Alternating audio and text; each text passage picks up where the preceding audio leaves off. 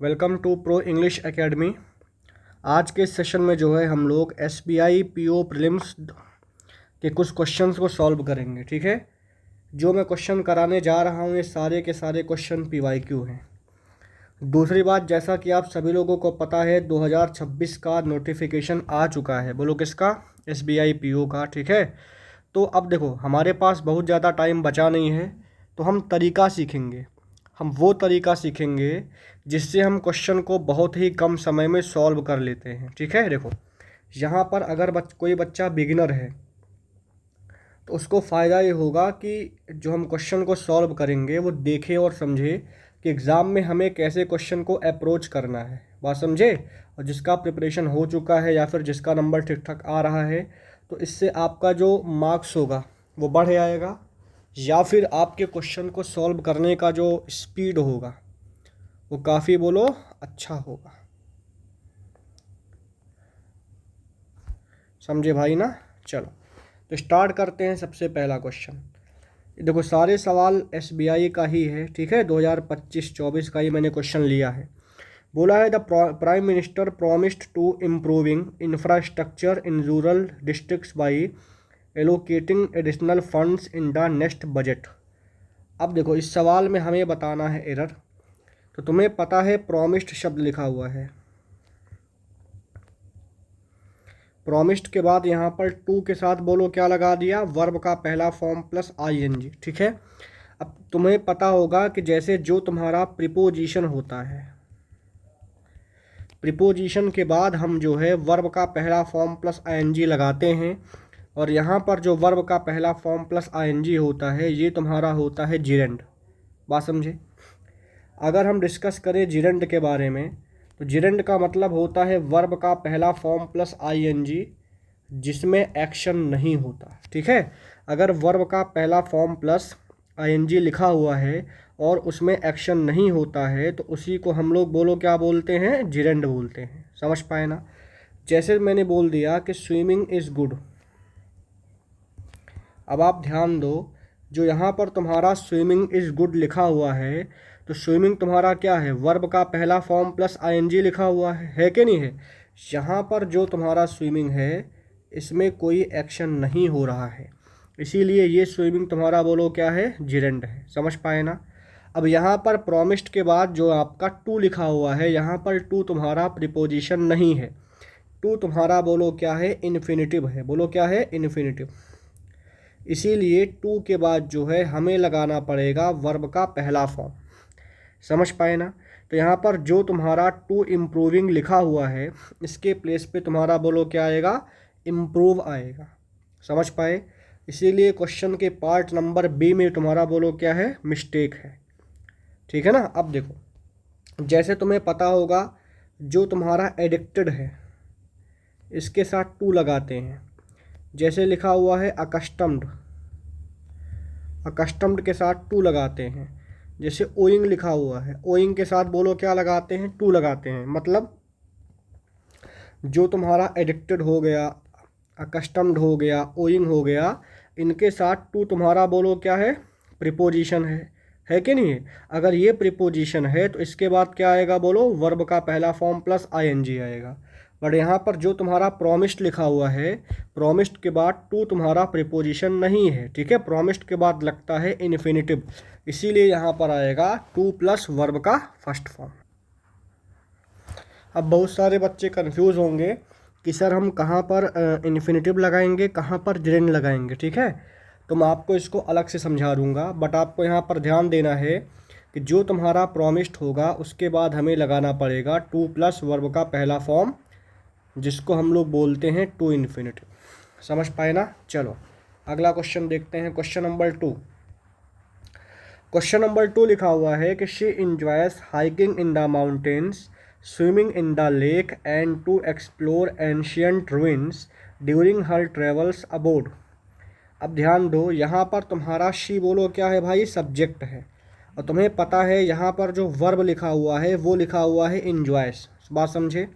Enjoy के बाद लिखा हुआ है वर्ब का पहला फॉर्म प्लस ING, जो कि तुम्हारा बोलो क्या है? जिरेंड है। अब आपको ध्यान रखना, कि इंग्लिश में चीज़ें पैरेलल चलती हैं। जैसे आपको पता है यहाँ पर एन्जॉयस के बाद हाइकिंग लगा हुआ है, विच इज़ अ जिरेंड। स्विमिंग लगा हुआ है, ये भी बोलो क्या है, जिरेंड है। बट देखो यहाँ पर टू प्लस वर्ब का पहला फॉर्म लगा दिया जो कि तुम्हारा टू इन्फिनिटिव है। बात समझे?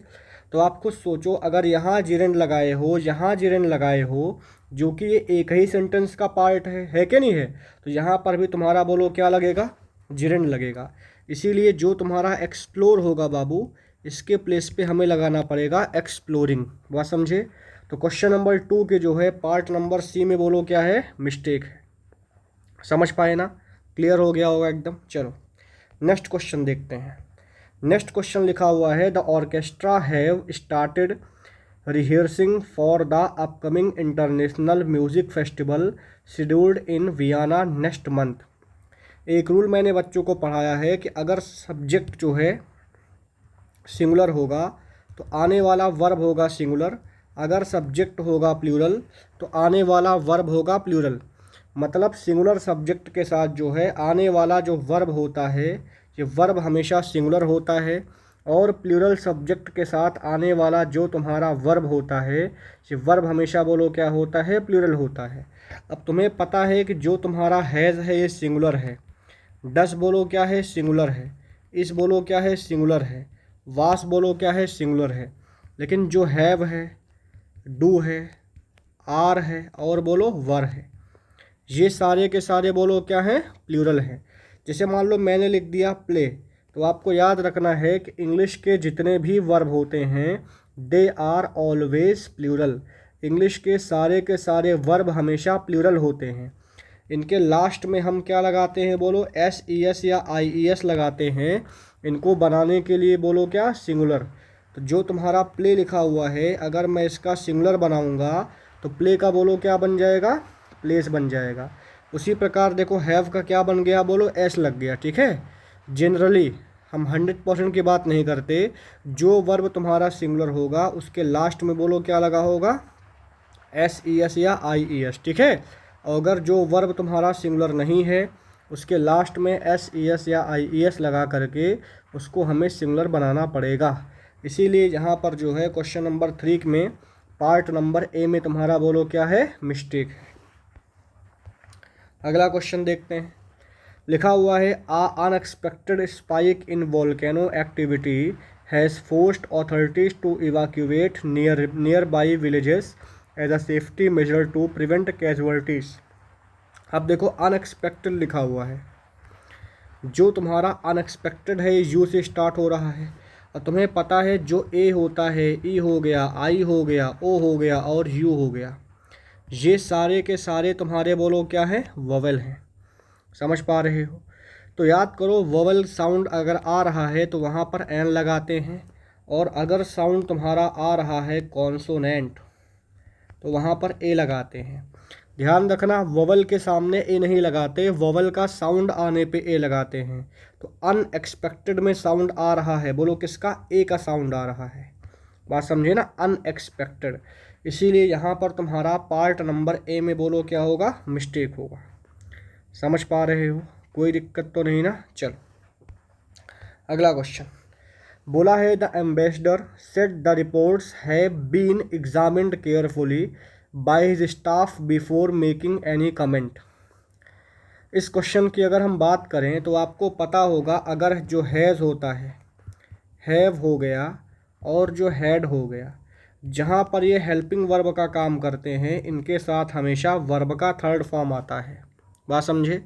और याद करना, अगर तुम्हारा स्ट्रक्चर पैसिव वॉइस में है तो पैसिव वॉइस में जो है, जो हैज़ हो गया, हैव हो गया और जो हैड हो गया, इसके बाद हमें बीन लगाना पड़ेगा और वर्ब का बोलो थर्ड फॉर्म लगाना पड़ेगा।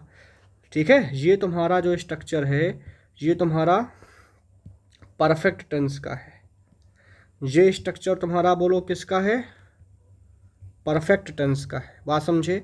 लेकिन याद करना, अगर मैं इज लिखता हूँ, एम लिखता हूँ, आर लिखता हूँ, वाज या वर, पैसिव वॉइस में इनके साथ बीइंग लगाना है, उसके बाद बोलो क्या लगाना है, वर्ब का थर्ड फॉर्म। समझ पाए?